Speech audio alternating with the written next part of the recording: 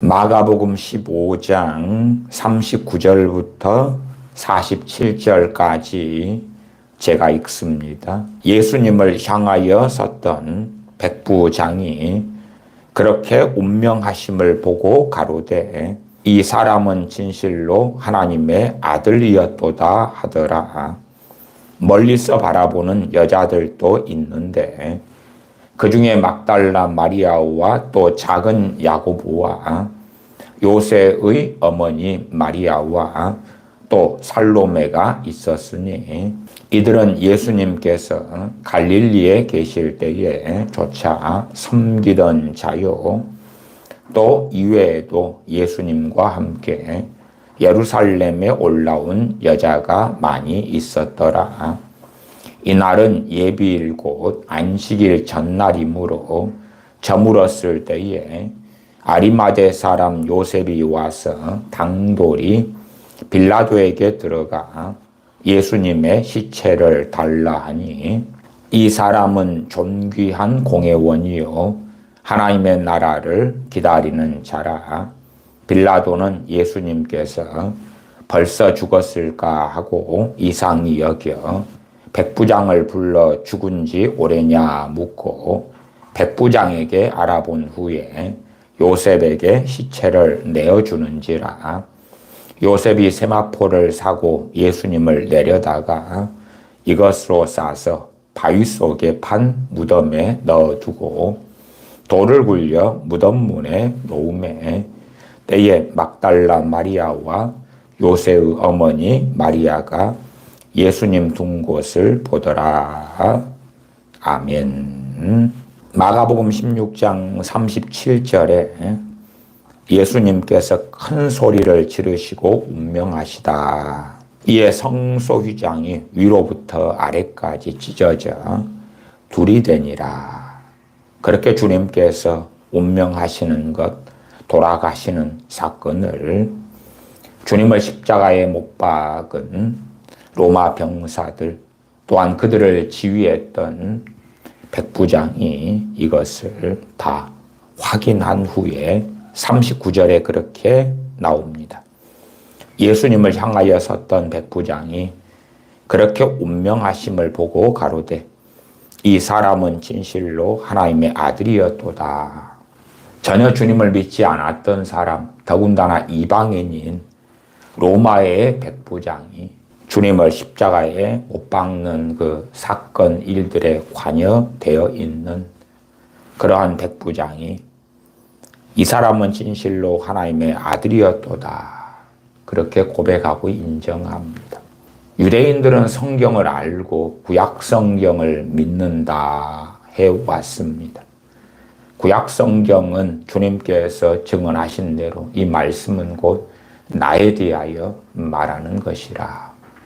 그러므로 실제로 주님을 믿지 않으면 구약 성경을 믿지 않음이 되지요.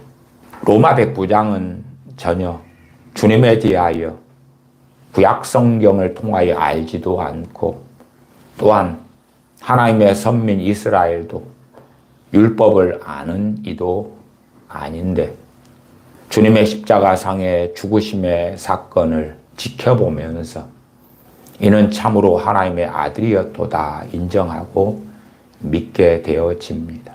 그러나 유대인들은 자신들이 원하는 육적인 메시아가 있습니다. 육적인 메시아. 항상 우리도 그렇습니다. 육적인 그리스도, 육적인 메시아를 원할 때가 많습니다.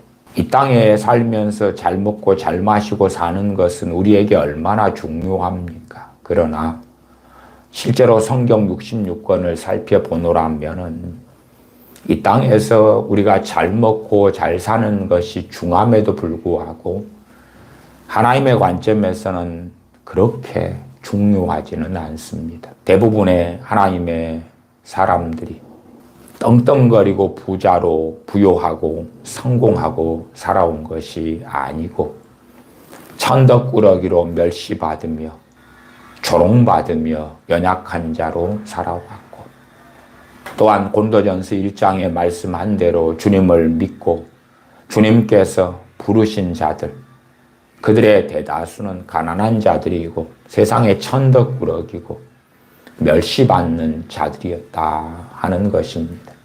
거기에서 한 걸음 나아가서 가난한 자를 불러서 부욕해 주신다. 물론 부욕해 주시는 건 맞습니다만은 그 부요함은 세상의 물질적인 부요함은 아니었던 거지요. 그러나 사람들은 기대합니다. 가난한 사람들이 주님을 믿으면 부자가 되고 무능한 사람들이 주님을 믿으면 유능한 사람이 되고 실제로 자신의 자녀들에게 솔로몬의 지혜를 주십사 하는 부모들도 많습니다. 솔로몬의 지혜를 받으면 세상에서 얼마나 유능한 사람이 되겠습니까?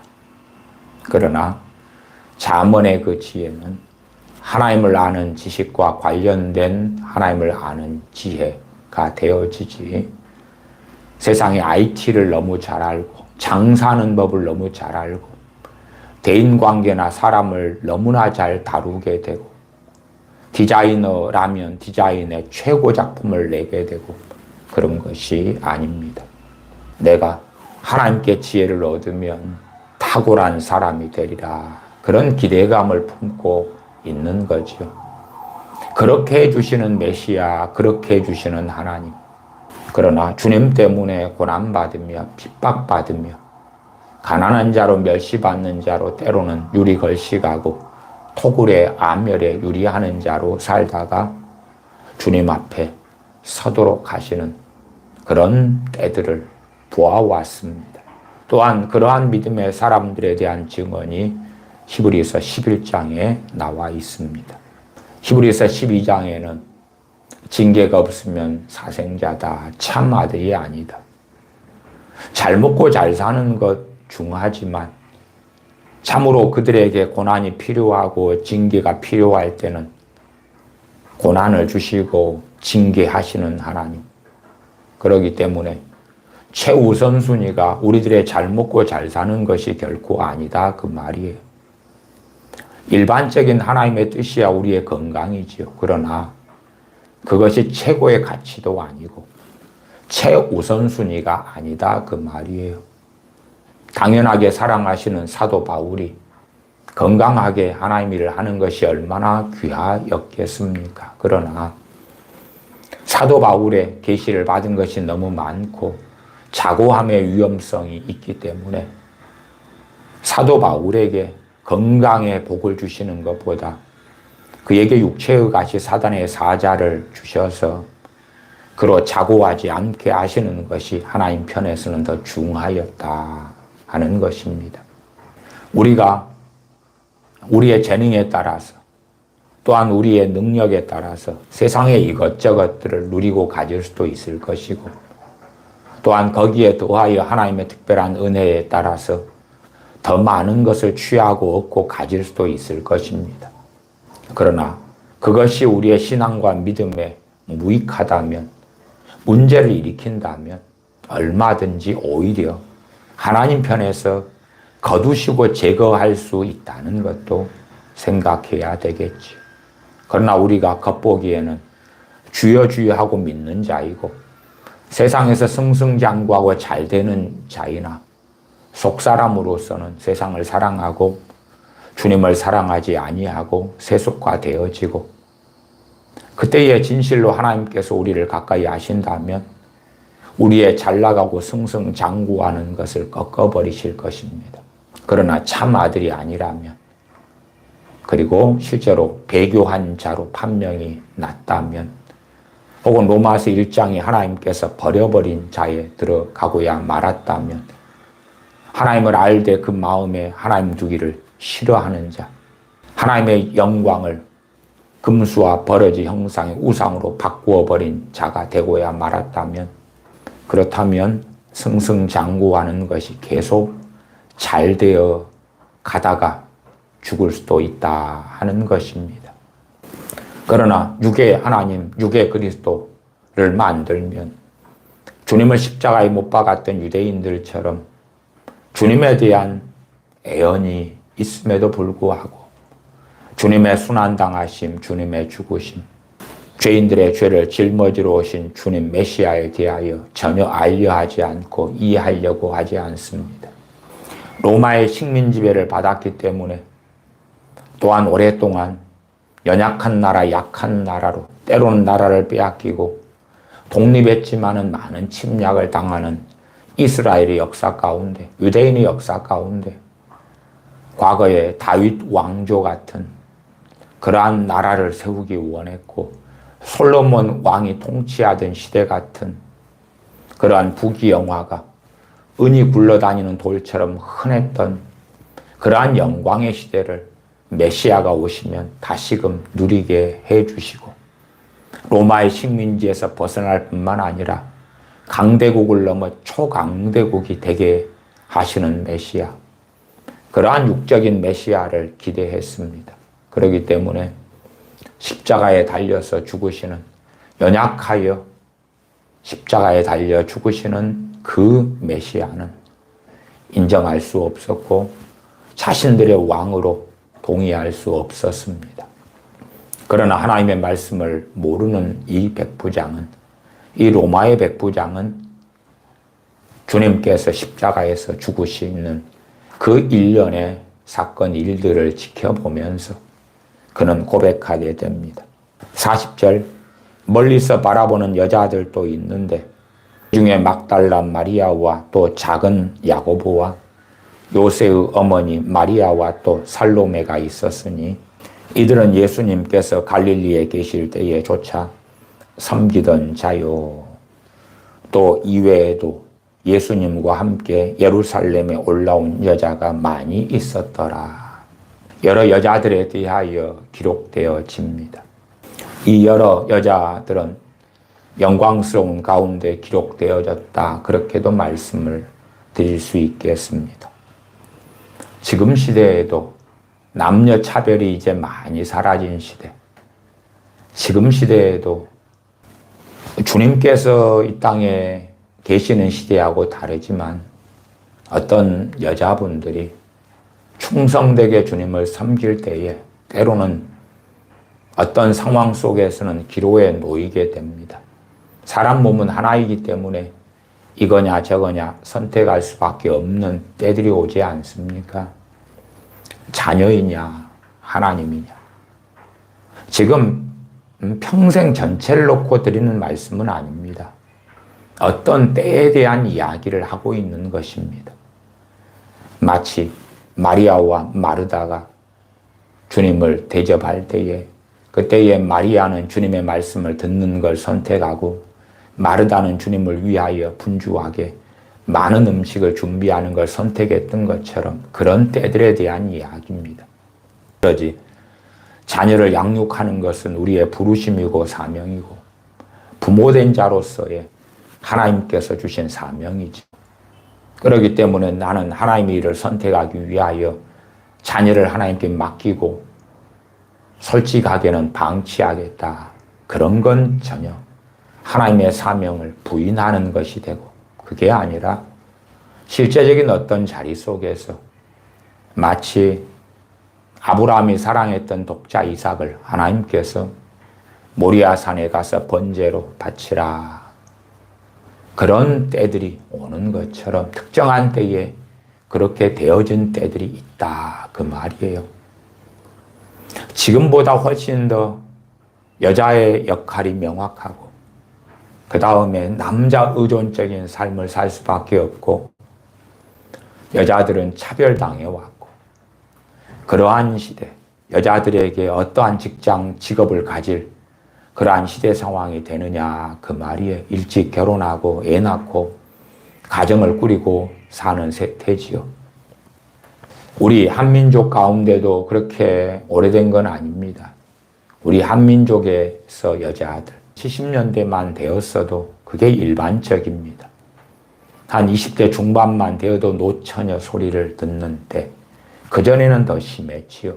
그래서 20살 되기 전에도 많이 결혼했고 그리고 애를 일찍 낳고 그것이 당연한 듯이 여겨지는 그러한 때를 수백 년 그 이상을 이 한반도 땅에서 살아왔던 것처럼 성경 시대에도 유대인들의 가정이나 삶에도 마찬가지였다 그 말이에요.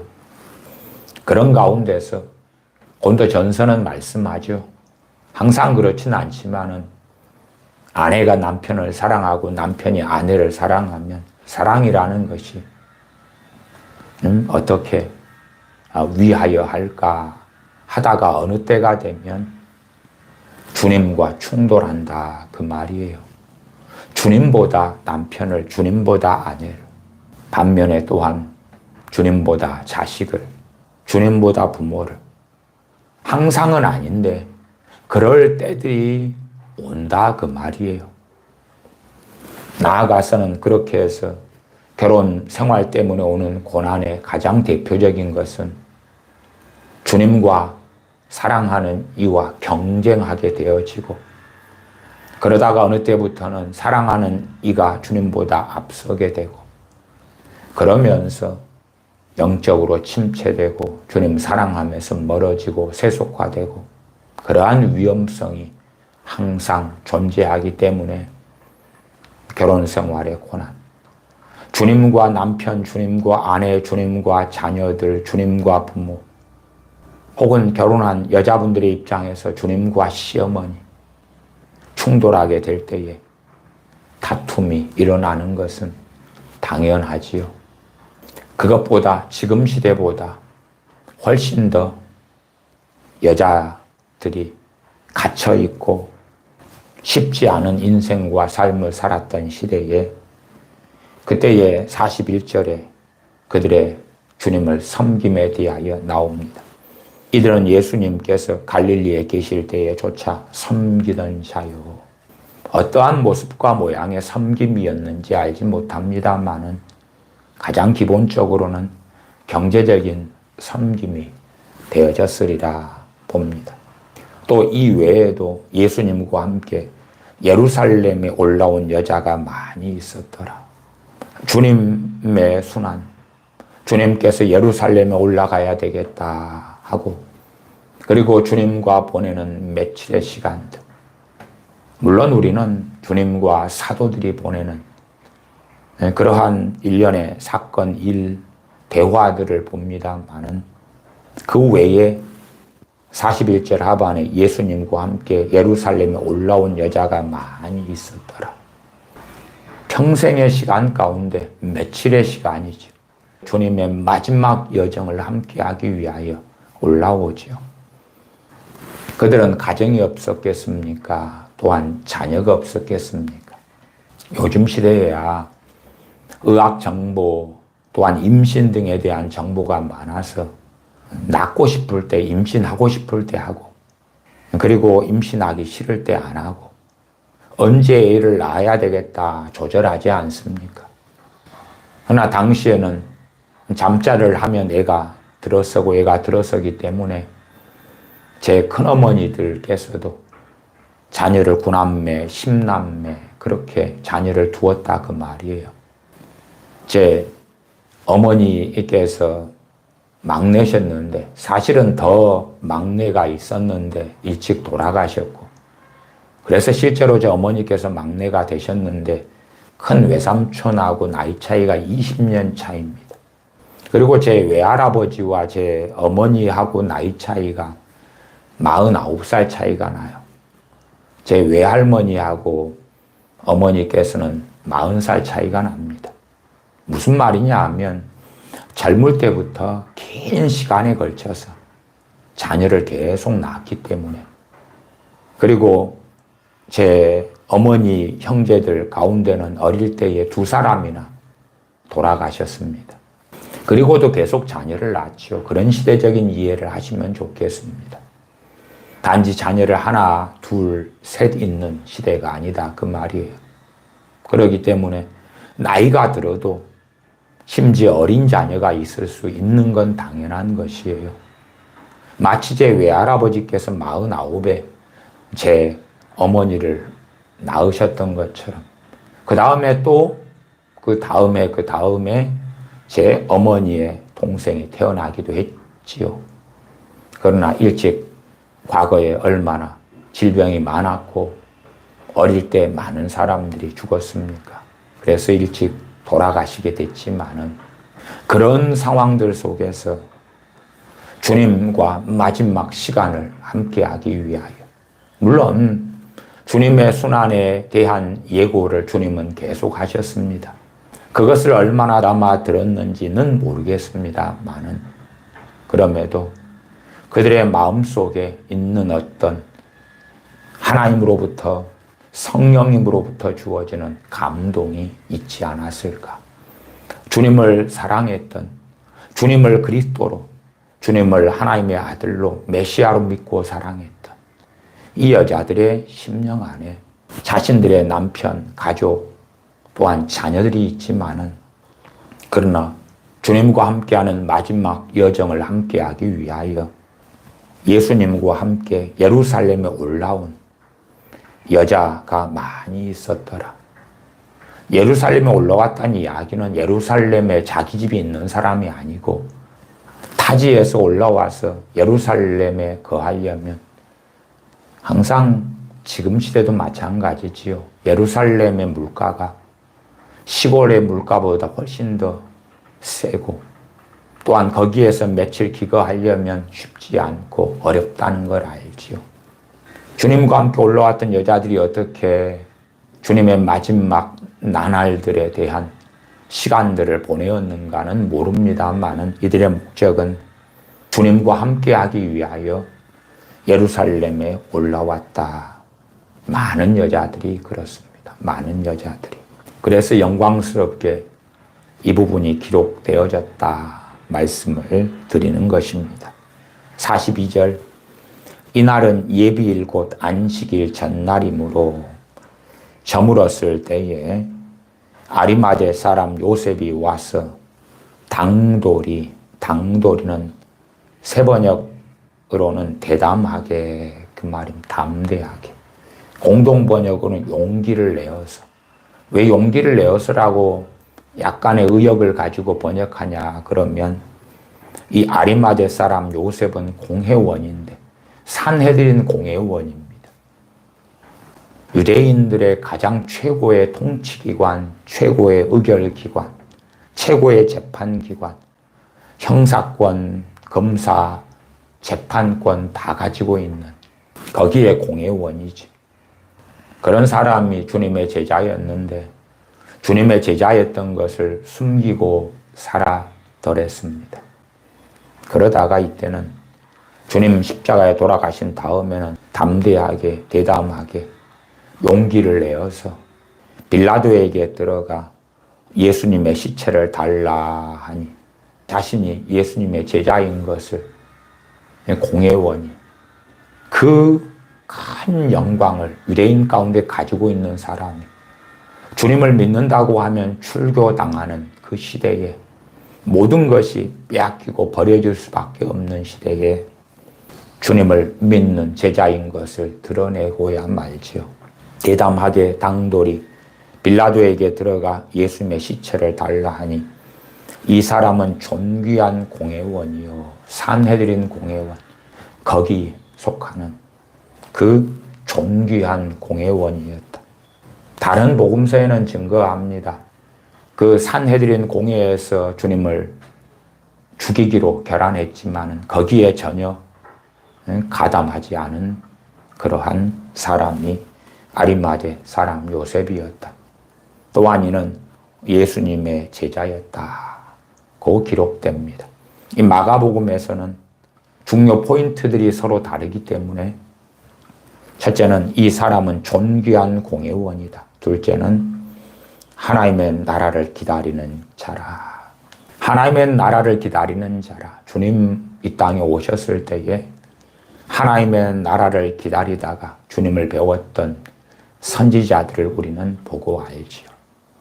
진실로 하나님의 나라를 기다리는 사람은 그 나라가 메시아의 나라고 그렇기 때문에 주님을 보는 눈이 있고 주님을 배웠고 하나님의 아들, 하나님의 보내신 그리스도라는 것을 믿고 알게 되지. 그러나 대부분의 유대인들이 기대했던 하나님의 나라는 정욕, 유욕, 육의 나라, 자신들의 영광의 나라. 오죽하면 유대인의 분파 가운데 사두개파는 부활이 없다. 부활이 없다는 것은 뭡니까? 내세가 없다. 이 땅의 삶이 다다. 그렇게 성경을 해석하고 가르쳤고 주장했고 믿었어요. 그러니 자신들의 성경 해석과 이해, 자신들의 믿음을 따라서 그래서 이 땅의 삶이 다다 그러면 얼마나 육적인 정욕적인 하나님의 나라를 추구했겠는가. 많은 경우에 자유주의 신학 혹은 진보 신학을 가진 자들은 한 손에 복음을, 한 손에는 빵을, 다른 손엔 빵을, 한 손에는 복음을, 한 손에는 또 다른 무엇을. 물론 때때로는 그것이 지혜롭고 때때로는 옳을 수도 있습니다. 절대적으로 틀렸다는 건 아닙니다만은.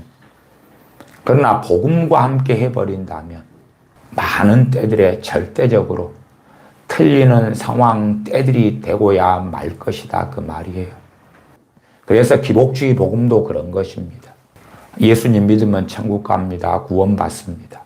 그리고 주님을 믿는 것은 이제 주님의 소유가 되었고 주님을 위하여 고난받는 그 길을 걷는 것입니다가 아니라 주님을 믿으면 천국에 갑니다. 또한 주님께서 복되게 하시고 여러분을 부자 되게 하시고 성공하게 하시고 여러분의 문제를 해결해 주시고 여러분의 자녀가 잘 되게 해주시고 여러분의 가정이 행복하게 해주시고 여러분의 인생이 꽃피게 되는 것입니다. 그렇게 한 손에는 다른 것을 전하는 복음을 왜곡시키는 그런 양상을 사용할 때에 그건 다른 복음이고 그건 기복주의 복음인데 그것은 주님을 배신하고 배반하는 복음이다. 가짜 복음이다. 다른 복음이다. 그것은 성경에서 전혀 말씀하지 않는 복음이다. 그러나 사람들에게 인기가 있는 방식이고 사람들이 원하는 방식이고 그거라도 할 때 사람들이 모여들기 때문에 끊임없이 사용하는 방편이 되어져 왔던 것이지요. 아리마대 사람 요셉이 기다리는 하나님의 나라는 진실로 진리에 근거하고 성경에 근거한 하나님의 나라였고 그래서 그는 주님을 믿고 주님의 제자가 되었습니다. 그럼에도 그는 주님을 믿는 제자인 것을 숨기고는 있었다. 다른 복음서에 기록됩니다. 그러나 이때에는 이제 더 이상 숨기지 않게 되지요. 44절 빌라도는 예수님께서 벌써 죽었을까 하고 왜냐하면 십자가에 처형을 하더라도 손과 발에 못을 박아놓고 매달아 놓더라도 그래도 사람은 쉽게 죽지 않기 때문에 그렇습니다. 일반적으로는 해가 질 때까지도 죽지 않기 때문에 그렇습니다.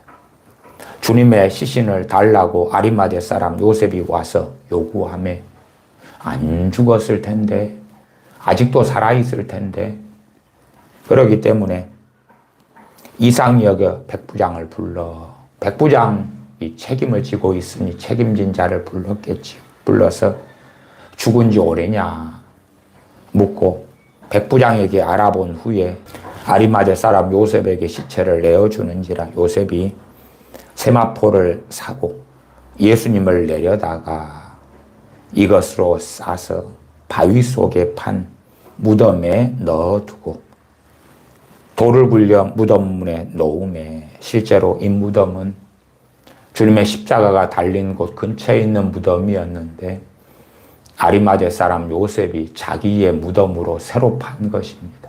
이것도 이 사건도 성경을 이루기 위하여 다 되어졌던 사건인 줄 우리는 구약 성경 등을 통해서도 확인할 수도 있습니다. 47절의 때에 막달라 마리아와 요새의 어머니 마리아가 예수님 둔 곳을 보더라.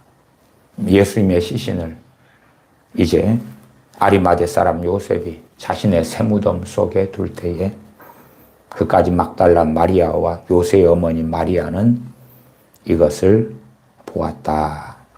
마태복음 27장으로 가겠습니다. 마태복음 27장입니다. 마태복음 27장 54절부터 읽어갑니다. 백부장과 및 함께 예수님을 지키던 자들이 지진과 그 되는 일들을 보고 심히 두려워하여 가로되 이는 진실로 하나님의 아들이었도다. 주님께서 십자가에 달려 돌아가시지만 정오 12시부터 캄캄해지고 온 세상이 캄캄해졌다. 그리고 주님 돌아가실 때에 지진이 일어나고 위에 보시면은 51절로 갑니다. 이에 성소 휘장 위로부터 아래까지 찢어져 둘이 되고 땅이 진동하는 게 지진이죠. 지진. 바위가 터지고 무덤들이 열리며 최소한은 이 백부장과 함께 지키던 자들이 지진과 그 되는 일들을 보고 심히 두려워하여 가로되 마가복음에서는 백부장이 이는 진실로 하나님의 아들이었도다 그렇게 대표적으로 나와 있는데 마태복음에서는 백부장과 그 함께 예수님을 지키던 자들이 그렇게 나와 있습니다. 심히 두려워했다. 심히 두려워했다. 유대인들은 얼마나 많은 주님의 이적과 기적을 보았습니까? 심지어 주님 십자가에 달리시기 그렇게 오래되지 않은 때에 죽은 지 사흘이 지난 그 나사로를 살리시는 것을 전 유대인이 다 알게 됩니다. 그래서 바리새인 대제사장들은 나사로까지도 주님과 함께 죽이기를 모의하기도 합니다. 그런 기적과 이적들을 보고도 또한 친히 주님께로부터 증거되어진 말씀들을 듣고도 안 믿는데 이 백부장과 지키던 자들은 주님의 십자가에 달리시고 1년에 되어지는 일, 나아가 기적들을 보죠. 어떤 기적들, 심히 두려운 것들. 지금 시대에는 무신론자들이나 또한 어떤 자녀들은 그렇습니다. 내가 주님을 믿으려면, 내가 하나님을 믿으려면 나한테 돈 좀 줘보라 그러세요. 내게 성공을 가져다 주라 그러세요. 아무 일도 안 하고 평생 먹고 살 돈을 준다면 내가 그때쯤에는 믿어볼 마음이 있을지 몰라요. 그렇게 하나님을 조롱하고 어리석은 길로 달려갑니다. 그러나 하나님께서는 그렇게 행하시지 않습니다. 많은 부모들이 믿지 않는 자신의 자녀들을 위해서 기도하면서 한편으로는 주님 믿고 구원받게 해주세요 하고 또 한편으로는 안 믿는 자녀들의 삶 속에도 별의별 일이 생기지 않습니까?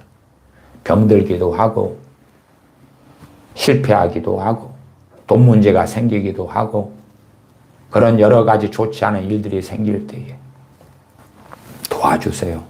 도와주세요. 고쳐주세요. 직장이 없으면 직장을 주시고 병들었으면 고쳐주시고 실패했으면 성공하게 해주시고 그렇게 이중적으로 구합니다. 물론 그렇게 구하고 기도하는 것에 대하여 제가 명확하게 칼로 자르는 것처럼 잘못이다. 그렇게는 말씀을 못 드립니다. 그럼에도 주님을 믿지 않는 자녀들이 그런 기도를 해주고 그러한 응답이 나타났다고 가정할지라도 과연 그것이 자녀들이 주님께 돌아오는데 정말 도움이 될 것이냐, 유익할 것이냐, 오히려 두려운 일을 만나고 오히려 하나님께서 그들의 삶에 관여하셔서 고난이 일어나고 그런 것이 주님께 돌아오는데 좀 더 낫지 않겠는가.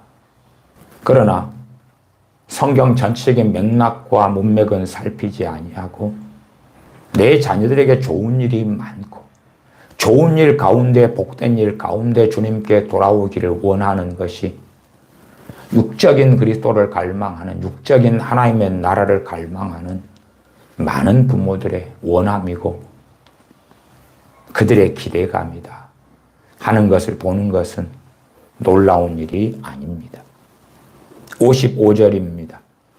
예수님을 섬기며 갈릴리에서부터 쫓아온 많은 여자가 거기 있어 멀리서 바라보고 있으니 그 중에 막달라 마리아와 또 야고보와 요셉의 어머니 마리아와 또 세베대의 아들들의 어머니도 있더라. 저물었을 때에 아리마대 부자 요셉이라 하는 사람이 왔으니 그도 예수님의 제자라. 빌라도에게 가서 예수님의 시체를 달라 하니 이는 빌라도가 내어주라 분부하거늘 그 되어진 사정은 앞에 마가복음에서 보았습니다. 요셉이 시체를 가져다가 정한 세마포로 싸서 바위 속에 판 자기 쇠무덤에 넣어두고 자기 무덤에 넣어뒀다. 말씀을 이루기 위하여 57절에는 아리마대 요셉 사이의 부자를 정확하게 기록합니다. 아리마대 부자 요셉이라. 부자가 천국에 들어가기 얼마나 어려운지 약대가 바늘길을 통과하는 것보다 어렵다 주님 말씀하셨습니다마는 그러나 사람은 할 수 없으되 하나님은 하실 수 있다. 아리마대 사람 요셉은 존귀한 공회원이고 산헤드린 그 공회원 또한 부자 그러면서도 그 부의 돈에 재산에 연연하지 아니하고 하나님의 나라를 기다리는 사람이었습니다. 그가 부자였기 때문에 자기의 무덤을 미리 준비했는데 바위에 팠다는 이야기는 아주 많은 돈이 필요했다는 이야기죠. 부자니까 가능했죠. 그러나 그 모든 것이 주님을 위하여 주님의 장사를 위하여 사실은 준비된 것이었다. 60절 바위 속에 판 자기 쇠무덤에 넣어두고 큰 돌을 굴려 무덤문에 놓고 가니 큰 돌을 굴렸다. 아무나 쉽게 굴릴 수 없는 듯. 또 큰 돌을 굴리려면 아리마대 사람 요셉 힘으로 한 건 아니겠지요. 하인들 등을 시켜가지고 했기 때문에 안식 후 첫날인 주일에 주님의 무덤에 가려는 여인들은 누가 그 큰 돌을 굴려줄까 고민하지요.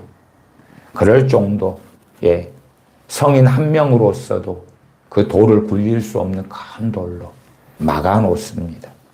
61절 거기 막달라 마리아와 다른 마리아가 무덤을 향하여 앉았더라. 그냥 앉아있지는 않았겠죠. 얼마나 그들의 심령에 통곡이 있고 슬픔이 있고 애통함이 있겠습니까? 그 사랑하시는 주님께서 그 비극적인 비참한 죽으심을 당하심에 또한 이러한 여자들도 주님의 부활에 대해서는 실제로는 상상하지를 못한 일입니다.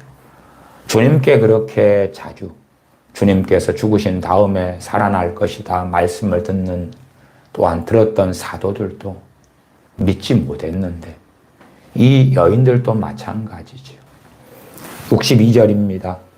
그 이튿날은 예비일 다음 날이라. 대제사장들과 바리새인들이 함께 빌라도에게 모여 가로되 주여 저 유혹하던 자가 살아있을 때에 말하되 내가 사흘 후에 다시 살아나리라 한 것을 우리가 기억하노니. 대제사장들과 바리새인들이 주님께서 사흘 후에 살아나리라 하는 말씀을 기억합니다. 딜레마지요. 무슨 딜레마입니까? 주님의 제자들, 사도들도 믿지 않고 또한 주님을 따랐던 여자들도 주님의 부활을 믿지 않고 있건만 물론 이 대제사장들과 바리새인들이 믿었다는 건 아닙니다. 그러나 주님께서 사흘 후에 다시 살아나리라 한 말씀을 근거로 해서 제자들이 주님의 시체를 도둑질하고 그리고 예수님께서 살아나셨다 그렇게 할까봐 염려돼요. 그래서 빌라도를 찾아갔던 것입니다. 그러면 주님께서 사흘 후에 내가 살아나리라 하는 것은 제자들만 들었던 말씀은 아니고 대제사장들과 바리새인들이 알 정도면 주님에 관심 있는 유대인들은 아는 이야기였다. 주님 살아나실 것을. 물론 우리는 압니다.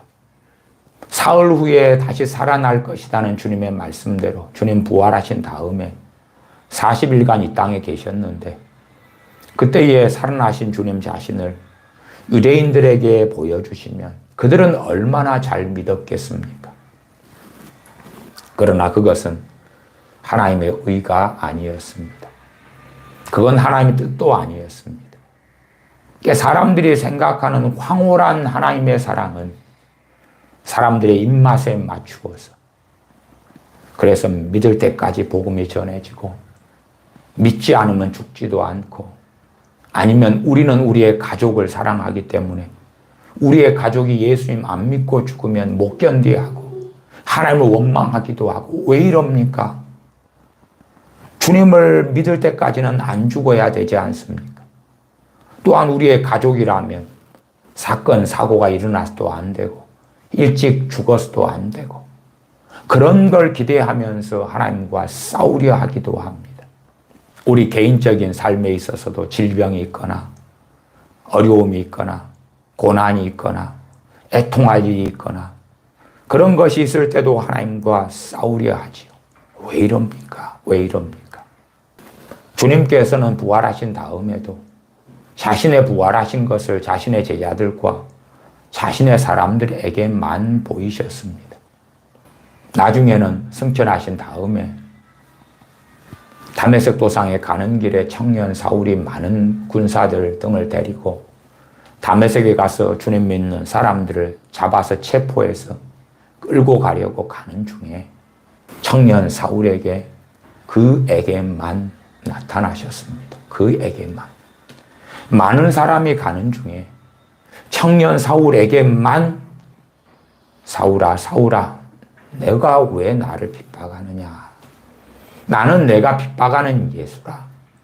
부활하신 다음에도 40일 동안 혹은 그 이상 계시면서 다시 공생의 시간 동안에 주님 행하신 것처럼 예루살렘의 성전에서 가르치시고 갈릴리에서 가버나움에서 고라신 베세다에서 베델에서 가르치시고 증거하시면 와 저분 백주 대낮에 십자가에 달리셨다가 죽은 줄 다 아는데 다시 살아나셨네. 그 자신이 한 예언대로 사흘 만에 다시 살아나신 모양이구나. 이제는 우리가 주님 믿자. 이렇게 얼마나 하기 좋습니까? 그러면 무수히 많은 사람들이 구원받았을 것입니다. 그러나 그건 하나님의 방법이 아닙니다. 끊임없이 유대인들은 주님께 기적을 요구합니다. 표적을 요구합니다. 그렇게 많은 기적과 이적과 표적을 보이셨어도 만족하지 않고 믿지 않습니다. 그리고 또 다른 표적을 요구할 때에 주님께서는 요나의 표적 말고는 보여줄 것이 없다 하시고 거절하십니다. 주님께서 오병이어의 기적을 행하신 다음에 사람들은 주님께 쫓아가 우리의 왕이 되어 달라고. 왜? 이렇게 먹을 것이 없을 때에 기적 이적을 통하여 무수히 먹을 것을 만들어내는 그 메시아의 능력에 그 예수님의 능력에 반했다 그 말이에요. 당신 같은 사람이 우리의 왕이 되어준다면 우리는 아무도 굶는 사람이 없을 것이고 한 걸음 나아가서 가난에서 면하게 되는 그 하나님의 나라가 그 유대인의 나라가 이루어지지 않겠는가. 그래서 주님께 왕이 되어달라고 합니다. 당연히 주님께서는 거절하시고 다른 곳으로 떠나가시죠. 그런 유대인의 왕은 거절하셨습니다. 유대인의 왕으로 이 땅에 오셨으나 또한 만왕의 왕 만주의 주로 이 땅에 오셨으나 그 육적인 유대인들이 구하는 유대인의 왕이 되는 것은 거절하셨다 그 말입니다. 부활하신 다음에도 자기 사람들에게만 보이셨습니다. 아마 당시에 주님을 믿는 사람이 있었다면 그에게 주님이 나타나셨다고 합시다. 그러나 그의 가족들은 다 주님 안 믿는다. 주님 십자가에 죽었다는 소식을 듣고 잘 되었네. 그는 대제사장들과 바리새인들의 선동에 넘어가서 63절에 저 유혹하던 자. 그렇게 가족들이 주님에 대하여 비난하고 정죄하는 자들이라고 합시다. 주님, 부활하신 주님이시여. 내 불신하는 주님을 유혹하는 미혹하는 자라고 그렇게 믿고 주장하고 주님을 지금도 조롱하고 있는 내 가족, 내 부모, 형제에게 또 찾아와 주세요.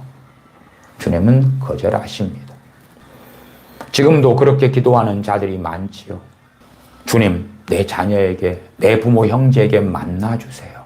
그것이 얼마나 어리석은 기도인지는 모르지요. 전에도 장경동 목사씨께서 하지 않습니까? 그때에 많은 사람들이 기도 요청을 합니다. 예배의 서두에 기도 요청하는 것 몇 가지를 뽑아가지고 함께 기도하는 시간을 가지기도 하는데 한 여자분이 기도 요청을 했습니다. 이번에 내 아들이 휴가를 나옵니다. 군대에서 휴가를 나옵니다. 그 휴가 기간 동안에 주님 만나 주시옵소서. 주님 만나 주시옵소서. 그 기도를 해주세요. 그러니까 장경동 목사씨가 그 교인들, 대전 중문교회 교인들과 인터넷으로 함께 예배하는 사람들에게 함께 기도하자고. 그리고 기도해 주었습니다. 군대 휴가 동안에 이 아들과 주님 만나 주시옵소서. 만나 주시옵소서. 제가 왜 이것을 문제 삼아서 지금껏 한 두세 번을 말씀드리냐 그러면 그것은 하나님을 왜곡하는 일이 되기 때문에 주님을 변개시키는 일이 되기 때문에 그렇습니다. 마치 하나님은 그렇게 하실 뜻과 의사가 있고 우리가 기도만 부지런히 하면 그 요구에 따라 하나님께서는 그 요구에 따라 주님께서는 하실 것이다 하는 그 거짓된 망상을 전하는 것이기 때문에 그렇습니다. 교회를 핍박했으나 율법의 의로는 흠이 없었던 청년 사울은 주님을 다메섹 도상에서 배운 다음에 소경이 되어집니다. 나중에 다시 보게 되고 눈을 뜨게 됩니다만은 그가 상당한 시간 이상을 안질 때문에 눈 때문에 그럼에도 고통받았던 많은 세월이 있다는 것을 성경을 통해 압니다. 그래서 너희가 할 수 있었다면 눈이라도 빼어서 내게 주었으리라. 그 사랑이 있었잖아. 왜요? 사도 바울이 사역하면서 눈 때문에 비록 소경되었던 데서 눈은 떴으나 그럼에도 이 눈 때문에 눈병 때문에 얼마나 극심한 고통을 당했는지 그를 사랑하는 교인들은 내 눈이라도 빼어서 사도 바울에게 주었으면 좋겠다. 그 고통을 사도 바울이 당했기 때문에 그렇습니다. 율법의 의로 흠이 없었던 청년 사울도 소경이 되는데 당신의 자녀들은 얼마나 대단한 의를 가지고 있고 얼마나 신령하간데 주님을 배웠고 살 것이라고 생각하느냐. 그러나 그런 장경동 목사씨 같은 사람은 충분히 주님께서 만나 주실 수 있다고. 눈으로 보고 믿는 믿음을 가리키죠. 보지 않고 믿는 자가 복되다고 부활하신 다음에 자신의 사도 도마에게 주님은 말씀하시죠. 지금은 이제는 주님께서 내가 주님을 믿을 표적을 보여주세요 할 때에 그걸 보여주시지 않습니다. 어리석게 주님을 믿을 표적을 구합니다. 나로 잘되게 해주시면, 나로 이번 문제만 해결되게 해주시면, 나로 내가 원하는 욕구, 욕망이 이루어지게 해주시면, 어떤 청년은 나로 저 아름다운 여자와 결혼만 하게 해주신다면 믿겠나이다 하는 표적을 구하기도 합니다만은 그렇게 해서 주님은 믿게 하시는 분이 아니십니다. 그랬다면 부활하신 다음에 자신을 백일하에 드러내 보이셨겠죠. 이 대제사장들과 바리새인들도 알고 있는 63절에 주여 저 유혹하던 자가 살았을 때에 말하되 내가 사흘 후에 다시 살아나리라 한 것을 우리가 기억하노니 이들은 주님의 다시 살아난다는 말씀을 믿진 않았으나 염두에 두고 있었습니다.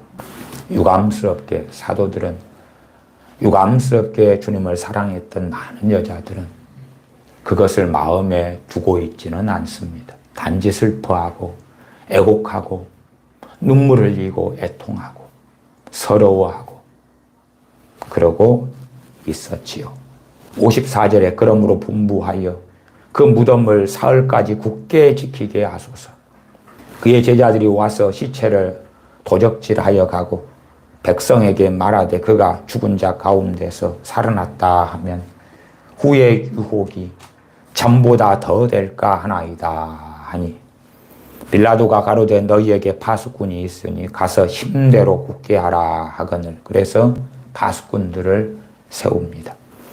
저희가 파수꾼과 함께 가서 돌을 임봉하고 무덤을 굳게 하니라. 누가복음 23장 50절부터 읽어갑니다.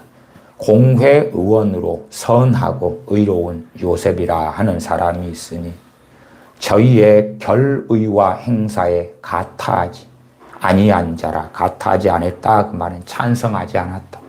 찬성하지 않았다. 최종적으로 주님에 대하여 그들은 새벽에 모여서 대제사장들과 또한 서기관들, 장로들이 모여서 주님을 재판할 때에 거기에 주님을 사형에 처하노라고 판결을 내릴 때에 찬성하지 아니한 사람이 이 아리마대 사람 요셉이었다. 그는 가타하지 찬성하지 아니한 자라. 그는 유대인의 동네 아리마대 사람이요 하나님의 나라를 기다리는 자러니 빌라도에게 가서 예수님의 시체를 달라 하여 이를 내려 세마포로 싸고 아직 사람을 장사한 일이 없는 바위에 판 무덤에 넣어두니 이날은 예비일이요 안식일이 거의 되었더라. 안식일이 거의 되었다 그 말은 안식일은 언제부터 유대인의 시간으로 시작된 유대인의 관념으로 이야기한 것입니다. 마태, 마가, 누가복음은 밤 저녁 6시가 되면 안식일이 시작됩니다. 해질 때 6시가 되면 다음날 해질 때까지가 안식일입니다. 그래서 밤낮 안식일이 되어지지요. 그러면 안식일에는 일을 하지 못하지요. 그러면 안식일이 되기 전에 해야 되기 때문에 가까운 자기의 새 무덤에 주님의 시신을 안치합니다. 55절 갈릴리에서 예수님과 함께 온 여자들이 뒤를 쫓아 그 무덤과 그의 시체를 어떻게 둔 것을 보고 돌아가 향품과 향유를 예비하더라. 계명을 조차 안식일에 쉬더라. 이제 6시가 되고 안식일이 되면 그때는 움직이지 못하고 쉬게 되죠. 쉬게 되었지요. 요한복음 19장을 봅니다. 요한복음 19장 31절부터입니다. 제가 읽어갑니다. 이날은 예비일이라. 유대인들은 그 안식일이 큰 날이므로. 왜 안식일이 큰 날이냐 그러면 일반적으로 오는 안식일만이 아니라 이날을 유월절로 보내었기 때문에 큰 안식일이 되었던 것입니다. 그 안식일에 시체들을 십자가에 두지 아니하려 하여 빌라도에게 그들의 다리를 꺾어 시체를 치워달라 하니 이 안식일을 그들 입장에서는 거룩하게 보내고 싶었기 때문에 시체를 치워야 되는 거죠. 아니 달려있으면 안 되는 거지요. 이 십자가에 사람을 달려놓으면 언제쯤 죽겠습니까? 안식일이 돼야 죽어요. 그래서 오후 6시 안식일이 될 때 그때도 안 죽고 보통 십자가형을 여러 번 해왔기 때문에 누구든지 상식적으로 알고 있어요. 쉽게 십자가에 달아도 죽지 않는다는 것을. 그래서 시체가 안식일에 매달려 있는 상황이 되는 거죠.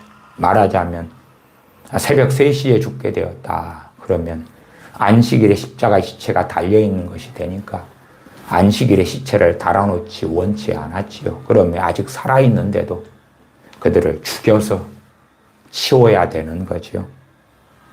빌라도에게 요청합니다. 31절 하반에 빌라도에게 그들의 다리를 꺾어 시체를 치워달라. 다리를 꺾으면 죽지요. 다리를 꺾어야 죽어요. 죽이는 거죠. 십자가에서. 다리를 꺾어서 죽여요. 다리를 꺾어 시체를 치워달라 하니 참으로 십자가에 계속 달아놓는 것도 비극 중에 비극이지만 살아있는 채로 다시 다리를 꺾어서 죽이는 것도 참으로 비참한 일이지요. 32절 군병들이 가서 예수님과 함께 못 박힌 첫째 사람과 또 다른 사람의 다리를 꺾어서 죽였지요. 예수님께 이르러는 이미 죽은 것을 보고 다리를 꺾지 아니하고 이미 돌아가셨다. 예수님께 이르러는 이미 죽은 것을 보고 다리를 꺾지 아니하고 34절 그중 한 군병이 창으로 옆구리를 찌르니 곧 피와 물이 나오더라. 35절 이를 본 자가 증거하였으니 그 증거가 참이라. 저가 자기의 말하는 것이 참인 줄 알고 너희로 믿게 하려 함이니라. 대한민국 서울에 한 번씩 찾아오시고 광화문에 여의도에 그 큰 무슨 경기장에 상암 경기장 같은데 와서 집회 한번 해주시고 일본 도쿄에서 미국 뉴욕이나 시카고나 로스앤젤레스 샌프란시스코 전 세계 나라들마다 수도나 대도시에 그렇게 찾아오시면 나도 믿겠습니다. 나도 믿겠습니다. 어리석은 사람들은 내 자식에게 만나주세요. 어떠한 전제지요? 청년 사울이 다메섹 도상에서 주님 만났던 것처럼 그 부활하신 몸을 가지고 와서 만나주시는 것처럼 그렇게 응답될 수 있다면 당신들이 주님을 끌어내려서 서울에 임하게 하세요. 그래서 이왕이면 수도권에 2,500만 명이 사는데 인천광역시에 300만, 서울에 이제 1,000만 좀 안 되죠. 1,000만 가까이 되는 900 몇십만 명. 또 경기도에 1,200만. 그래서 대한민국 인구의 50% 넘게 이제 수도권에 머물게 됐는데 그 수도권 사람들이 복음 믿기 위하여 주님을 그 서울의 수도권에 끌어내리시면 되잖아. 주님 서울에 찾아오셔서 수도권 대한민국 인구의 50% 넘는 사람들이 마음만 있으면 그 주님을 찾아와서 인사도 하고 사인도 받고 얼굴도 보고 그렇게 할 수 있도록 찾아와서 만나주세요. 그렇게 하는 것이 1,000만 배 이상 나을 거 아니에요? 그러면 유튜브 방송도 되고 공영 방송도 하고 그렇게. 그러나 그것은 하나님의 뜻과 의가 아니올시다. 많은 사람들은 마치 기드온의 양털처럼 그렇게 자기 멋대로 기적을 요구하고 표적을 요구하고 기드온은 하나님의 뜻을 알고도 담대치 않고 연약해서 표적을 2번 구하였던 것이고 우리가 우리의 정욕에 따라 표적을 구하는 것은 전혀 다른 것이 옳시다. 그러나 어떤 사람의 구원을 위하여 구하는 것은 정욕이 아니다. 하나님의 말씀과 어그러져서 구하는 것은 정욕인 거예요. 여러분이 서울 사람들, 대한민국 사람들, 수도권 사람들의 구원을 위하여 주님 상암 경기장에 와서 집회 한번 해주세요. 이곳에 오셔서 질병 있는 자들을 다 좀 한번 고쳐주고 가세요. 그러면 구원을 위하여 치유를 위하여 구하기 때문에 정욕이 아니게 되는 것입니까? 아니에요. 정욕이에요. 어떤 사람들의 구원을 위해서 샬라샬라 기도하면 거룩한 것이고 어떤 사람의 질병의 치유를 위하여 기도하면 거룩한 것이고 아니면 상당한 자들이 소위 중보기도라고 한다고 이 사람 저 사람의 돈 문제, 직장 문제, 가정 문제, 건강 문제, 결혼 문제 등등등을 위하여 기도하면서 다른 사람을 위한 기도니까 이런 신령하고 거룩한 것이야.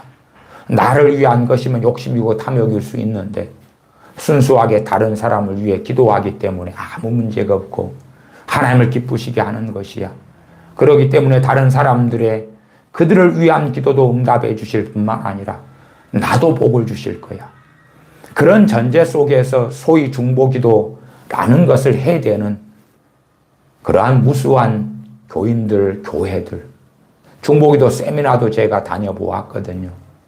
왜 중보기도 할 때 여러분이 복을 받느냐 하는데 다른 사람들 위한 기도는 순수하니까 그 기도를 하는 당신들에게도 그 복이 임할 것이다.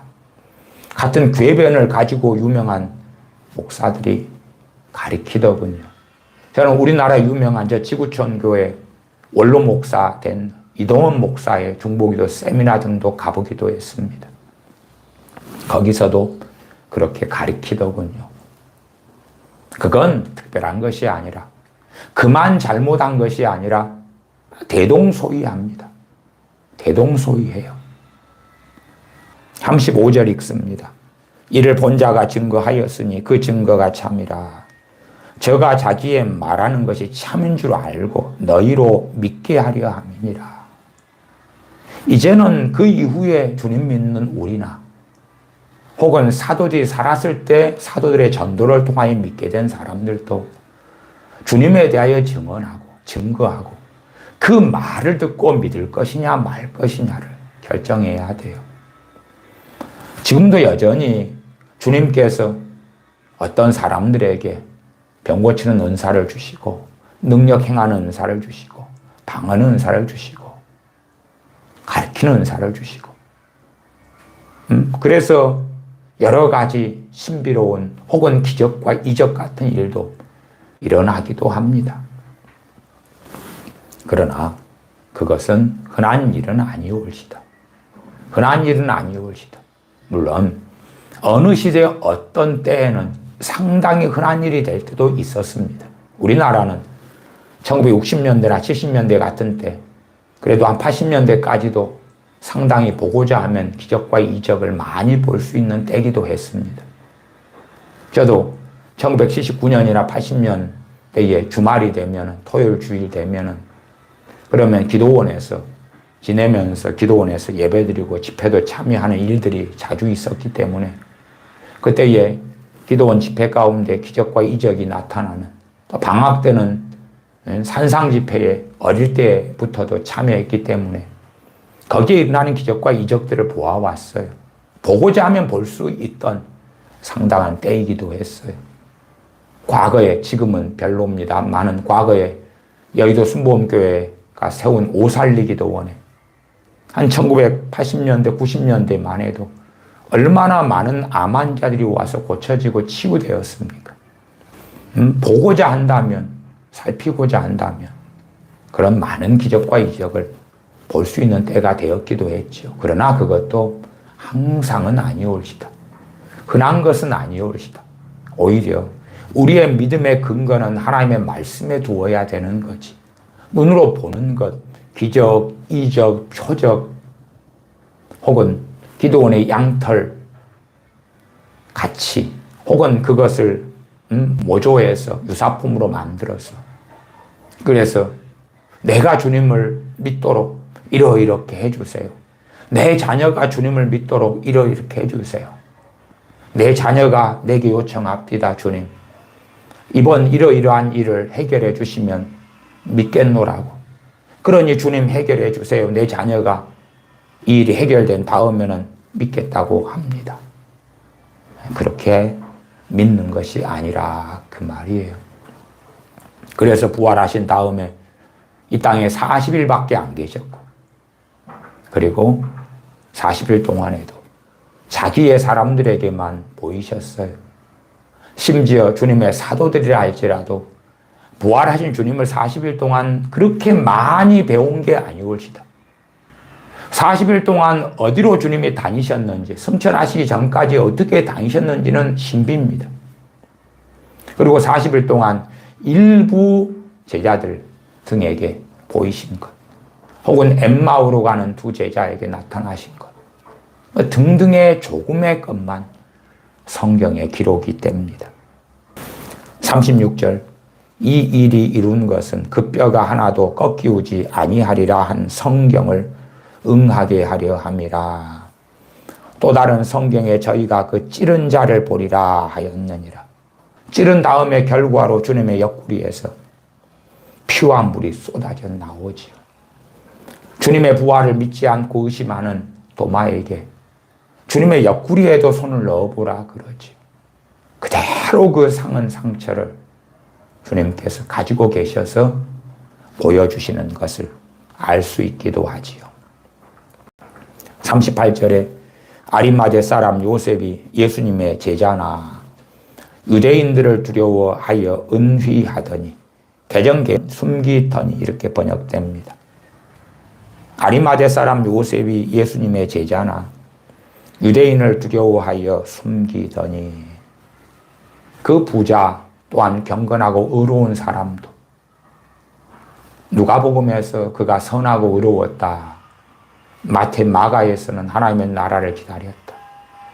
그러나 주님의 사도 베드로 사도가 제자들이 베드로 사도가 두려워하고 주님을 3번 부인하는 것처럼 제자들이 주님을 버리고 도망하는 것처럼 연약에 쌓여있는 게 우리지요. 아리마대 사람 요셉도 두려워하여 주님의 제자인 것을 숨겨왔었습니다. 2일 후에 빌라도더러 예수님의 시체를 가져가기를 구하며 이제 다음 데이 당돌하게 그렇게 되었다. 주님께서 죽으신 다음에 참으로 사랑하시는 주님, 자기가 그렇게 은밀히 숨겨서 따르던 주님, 그 주님의 죽으심을 본 다음에 이제는 숨길 이유가 없다. 이제는 어찌 되든지 간에 죽으면 죽으리라 하는 믿음이 되었다고 봅니다. 빌라도가 허락하는지라 이에 가서 예수님의 시체를 가져가니라. 39절 일찍 예수님께 밤에 나와왔던 니고데모도 몰약과 침향 섞인 것을 100근쯤 가지고 온지라. 이에 예수님의 시체를 가져다가 유대인의 장례법대로 그 향품과 함께 세마포로 쌌더라. 예수님의 십자가에 못 박히신 곳에 동산이 있고 동산 안에 아직 사람을 장사한 일이 없는 새무덤이 있는지라. 이 새무덤은 아리마대 사람 요셉의 새무덤이라. 이날은 유대인의 예비일이요 또 무덤이 가까운 거로 예수님을 거기 두니라. 기도하겠습니다. 주님께서 죽으신 다음에 주님을 아리마대 사람 요셉의 새무덤에 두게 되는 일까지 우리가 상고하고 살펴보았습니다. 우리 이들은 진실로 우리가 원하는 욕망에 따라 주님을 믿고자 하는 사람들이 아니라 하나님의 말씀에 근거하여 믿음으로 사는 것이 무엇인지, 믿음으로 때로 어려움 가운데, 때로 눈물 가운데, 때로 애통함 가운데, 때로는 절망할 수 없는 상황 가운데서라도 전능하신 아버지 하나님을 신뢰하고 의지하며 의뢰하며 우리를 위하여 생명을 주신 또한 부활하신 다시 오시는 아버지 보좌 우편에 계시는 우리를 위하여 중보하시는 거룩하신 주님을 믿는 믿음으로 우리의 사는 환경과 처지가 어찌 되든지 간에 믿으며 따르며 신뢰하기를 멈추지 아니하고 전진해 나아가는 믿음의 사람들이 되게 하여 주시옵소서. 우리 주 예수님의 이름으로 기도하옵나이다. 아멘.